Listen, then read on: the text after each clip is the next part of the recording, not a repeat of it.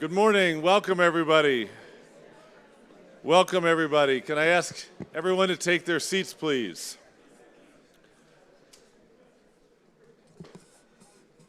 Thank you all, and good morning. I'm Dan Porterfield, the President and CEO of the Aspen Institute, and thank you so much for being here for day 3 of this extraordinary Aspen Security Forum.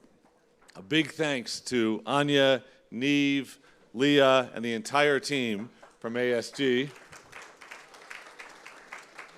We're also so grateful to our co-chairs, Condoleezza Rice and Joe Nye, to our Board of Trustees, and especially Jane Harmon, who's so active in this program, and our new board chair, Margot Pritzker, who will no doubt be here during the course of the day today. I think you know this, but it's worth repeating it, that the Aspen Institute came into the world in an age of post-war hope and institution building, when a group of thinkers and leaders from around the world came here in the aftermath of the Holocaust, of World War, the rise of the Soviet system, and they put together an extraordinary convening. It lasted 3 weeks, had several thousand people right here in this beautiful place. They drew from the business community, as well as from academia, civil society, and the national security world, brought them together into the Colorado mountains with a shared belief in human dignity. It actually was expressed in the first resolution of our new Board of Trustees in 1950 that we existed to serve human dignity, which of course means all people, because we all have human dignity, we all have it equally. And they also were deeply committed to those American ideals of freedom, justice, economic strength, equality, and democracy. And they were nervous about new technologies, even then. Those were the technologies of war in particular. Well, we gather here today with many of the same preoccupations. And the Aspen Institute is here to play that same role, to try to bring together thoughtful people for serious dialogue that will lead to better understanding and sometimes solutions so that we can ignite human potential to create new possibilities for a better world.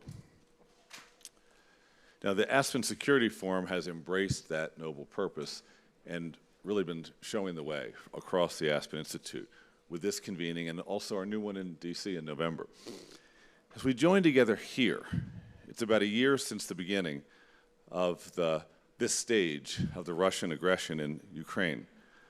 And I think about the Aspen Institute's piercing and very personal connection to the people of Ukraine, because Aspen Kyiv is one of our 12 global Aspens.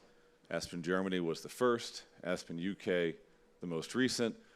We have an Aspen in India, in Mexico, in Central Europe, and other places. But the one in Aspen Kyiv is so special to all of us right now. We have 9 colleagues, 6 of whom are women who are mostly in exile, going back and forth to try to build civil society to its strongest possible condition, given what's going on. And they're holding convenings like this in subway stations and bomb shelters. And the people for the Aspen Institute that do that work are as passionate for the cause of human freedom as any individuals I've ever met. It's extraordinary for us to be their partners.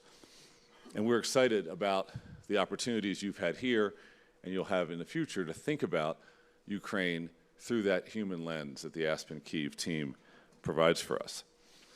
I also would like to signal one other important way that this convening reflects our commitments to human dignity and to social progress and to a strong America. 3 years ago, Anya, Neve, and Leah Batunis created a new program that we call our Rising Leaders Program. And we select about 30 younger leaders, maybe between the ages of 28 and 38 or so, who are working in national security or in foreign policy. They may be in the State Department, they may be in the private sector, they work in national defense. Neve and Anya and Leah took it upon themselves to build the funding for this program, starting from nothing. And we've now selected 100 leaders over the last 3 years. And this is dead center at the future purpose of the Aspen Institute, to make sure that all of our programs follow the Aspen Strategy Group lead in finding those young professionals who are the future leaders of our great institutions, and then making sure that they get the opportunity to be here and everywhere else we do our work to interact together with all of you. So I think we have about 45 of those rising leaders here today, or at least here for the summit. Maybe one or two of them are out on a hike. But could I ask the rising leaders, if you would mind, to stand up so we can say thank you to all of you.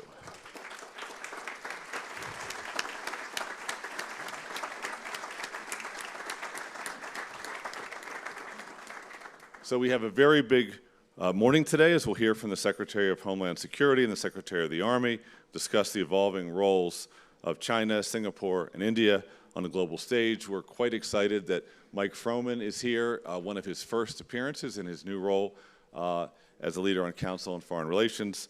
So, with no further ado, it's my pleasure to welcome our opening panel and the 7th Secretary of Homeland Security, Alejandro Mayorkas. Thank you, sir.